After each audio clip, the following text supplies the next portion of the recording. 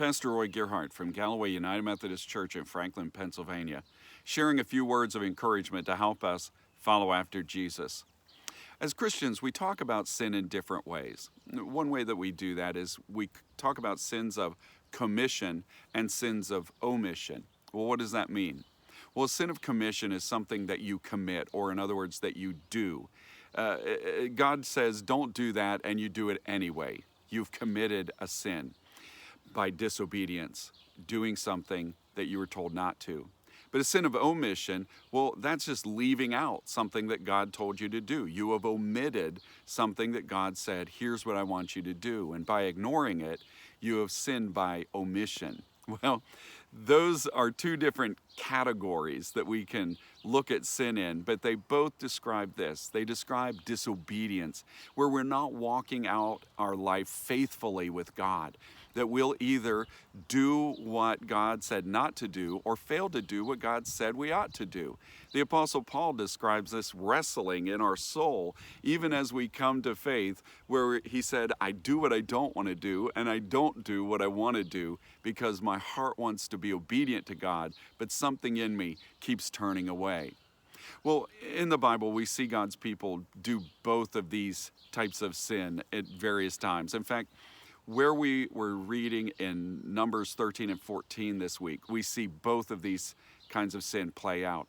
In chapter 13, the people came to the promised land. God said, I've been leading you here. This is no surprise. We've been planning this all along.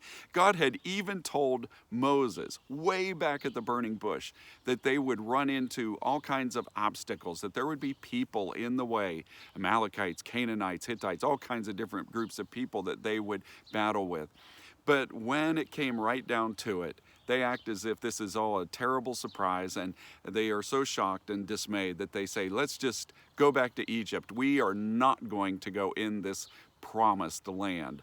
Well, when they told God they would rather go back to Egypt than go anywhere with him, God says, fine, you're not going in, you're not going anywhere, you're just going to wander around till you're dead, and I'll take your children and lead them in. Well, there is a number of the people who become now distressed. Oh no, this was a big mistake. We shouldn't have been so extreme. And they just want to try to do a reset. You know, it's like, wait, let me have a do-over on this. And so the next thing you know, they decide, well, hey, God wanted us to go into the promised land, so let's do it. And a group of the Israelites come to Moses telling him, we're going to go in. We're going to do what God wanted us to do. We're going to go and take on those Canaanites and Amalekites. You just wait and see. Well, Moses said, don't do it. That was yesterday's instructions. You said no. Now God says, no, you're not going to do it. And he says, if you go up there and try to do this on your own, God's not going to go with you. I'm not going to go with you. You're just going to go up there and get yourselves killed. And guess what? They went out there on their own, again being disobedient, and got themselves killed. They were both sinning by omission and commission. They failed to go ahead and do what God wanted them to do when he was leading them to the promised land. Then they turned around and said, well, we'll do it anyway, now that God had said no. So often, this is the problem that we struggle with, where we can't recognize that what God is really after in our lives is an obedient, faithful walk with him. You remember King Saul? He was the first king of Israel. And there was a point where God sent him out on a mission to attack some of their enemies and to destroy them. In fact, his orders were to destroy everything in that city, to bring nothing home with them.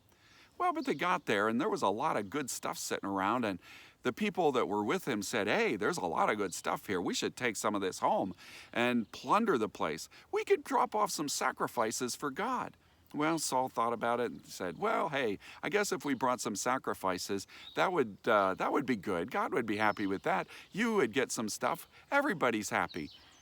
But God said to him, to obey is better than sacrifice. I don't want all this junk.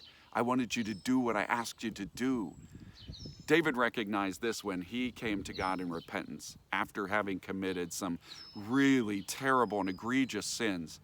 In Psalm 51, David came in repentance before God and said, God, you don't want bulls sacrificed, or I would bring them. I know what you really want is a broken and contrite heart. That's the thing that you want and that you will not despise.